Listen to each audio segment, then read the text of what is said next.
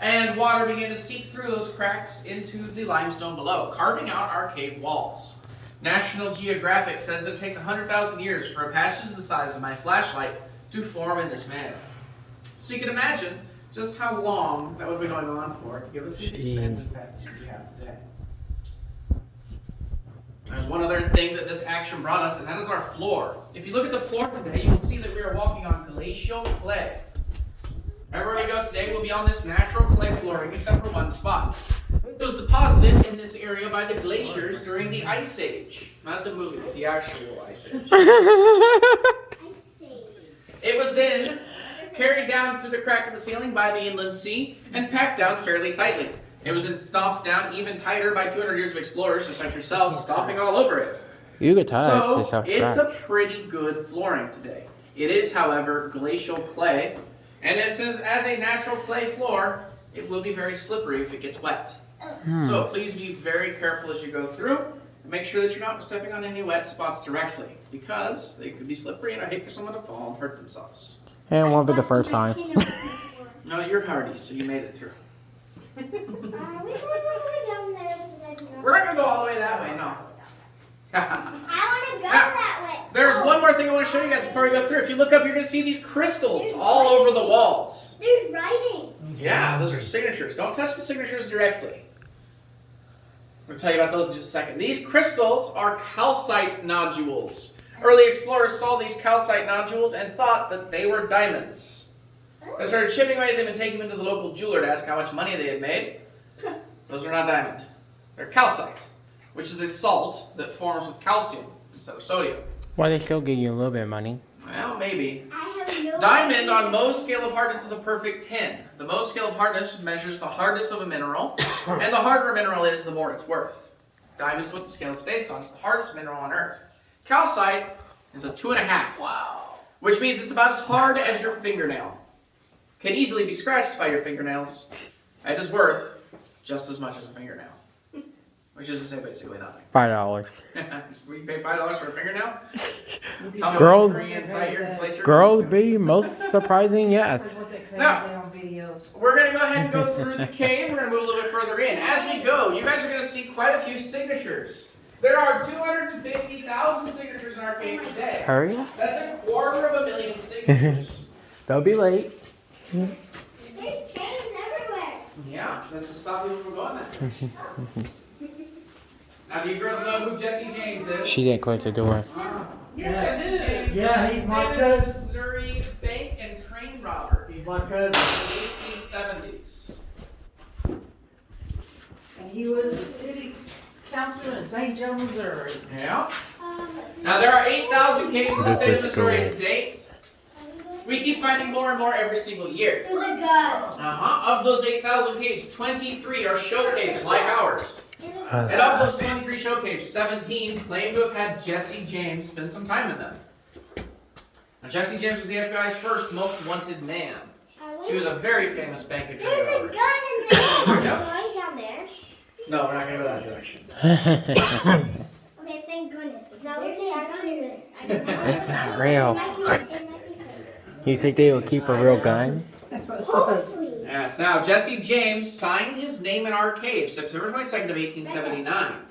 We have had it validated by multiple historians, and we know that it was his actual signature. So we know that he was in our cave.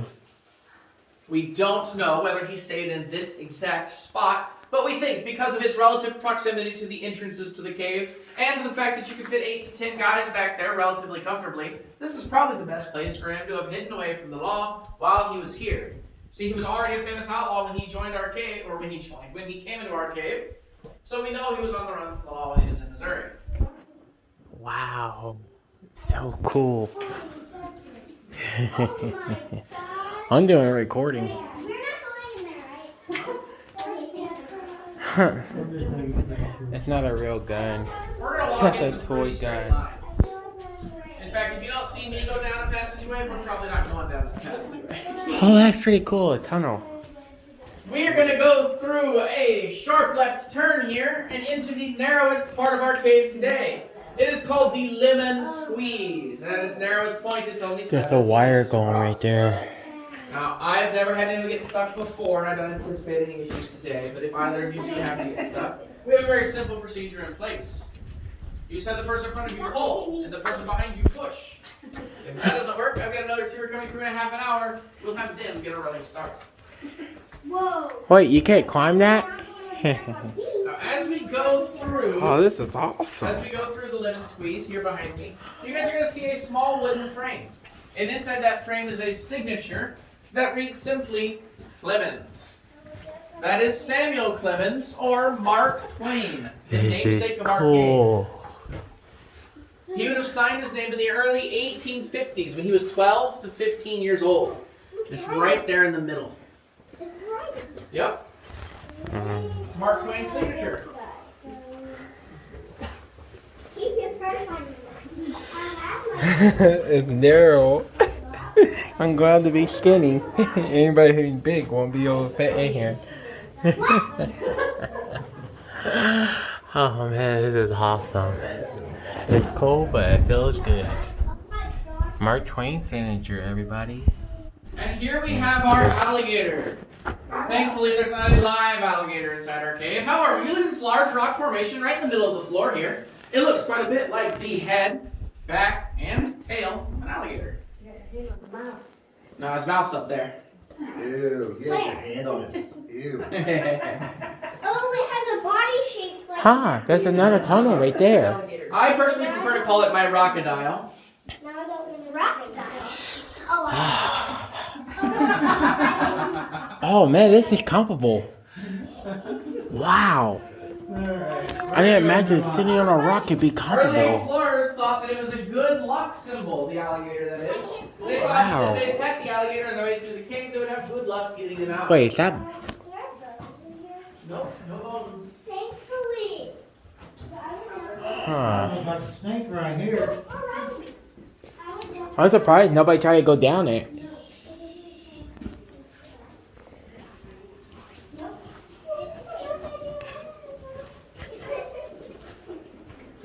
Here we have autographed. Oh, they went this way. Okay. Can't go that way, I guess. Don't want to get lost up in here. Oh my god, this is cool. Clay. Clay is actually easy to bend. And it's actually real clay. It's really cool. As we go through this passageway, you guys are going to see Look at that 5,000 or one. 6,000 signatures. In this cave, there are over 250,000 signatures. Look at that. Make sure you stay with us, buddy. Oh, I'm just filming. Don't worry. It's okay, you just gotta stay with us because I'm gonna turn lights off behind us, and if you get shot in the dark, you won't be able to find your way back. Oh, I can see in the dark. Sound good. Now, prior to 1972, when you came into the cave on a tour, it was not only allowed but encouraged that you sign your name somewhere in the cave. The tour guide would bring you into this room and say, "All right, everybody, climb up on the walls and sign your name." In 1972, we became a national landmark, and it became illegal to sign your name in the cave. Oh my god. It's a felony. It comes with a $1,000 fine and up to a year in prison. Is that a plastic? I strongly suggest. Is there a plastic bag in there? There is. Plastic bag. Yeah, it's a plastic Yeah? bag. Yeah, that's a I plastic can bag. even Or get maybe that in it's a that. stone. Maybe Or it's maybe a it's a stone. stone. Yeah, Is it a it's a stone. All right, thank you. Is there a bone in there? No. Oh my gosh, are we gonna go in there? I mean, if it's a plastic bag, I gotta come in here and get the trash because it's we're at a national park, which means that if you leave stuff in here, it's illegal. So I gotta clean things up. But if it's just a rock, Wow. Man, this wasn't a national landmark. Oh, basically.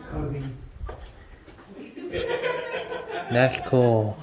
That cave is dark as hell. Walk through here and just go through the other parts so of it. you don't. Right, I'm ready to go on my own detour. Feel like an adventurer. Oh yeah. Yeah. But it's When there's no freezing light. there. Wait, this is actually a small tunnel I can fit through. Right up there. Oh my god. just remember, I'm not gonna take you This to is an area awesome. that's unsafe. I'm not gonna leave you in here in the dark. You just have to. This be awesome in the dark.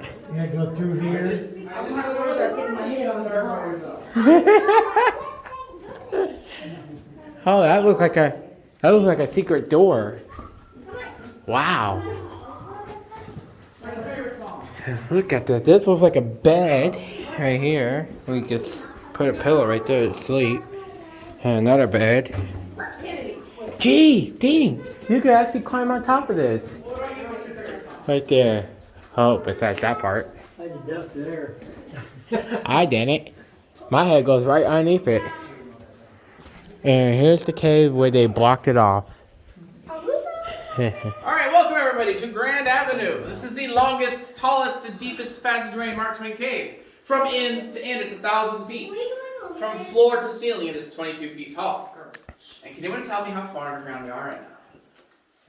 22 feet. 70 feet is actually a pretty good guess. We're 250 feet below ground. Which is very 200. interesting because we haven't gone down at all. We've gone nice and straight. But the hill has risen up to its tallest point right above our heads, and at 252 feet, it is a Missouri mountain. So welcome to the mountains, guys. Hmm. And while you guys are looking at the ceiling, actually the crack is right here. Now see. But while you guys are looking at the ceiling, can you tell me what these large brown splotches are caused by? Water and calcium. Water. That's not a bad guess. It These are looks actually like- caused by bats. I was about to say that. Bats, like humans, have oil in their skin. When you guys pet the back of the alligator on your way through, you left a little bit of the oil in your skin on his back, turning him slightly brown. When bats hibernate, they stay in one area for a very long time, and that's quite a lot of oil. The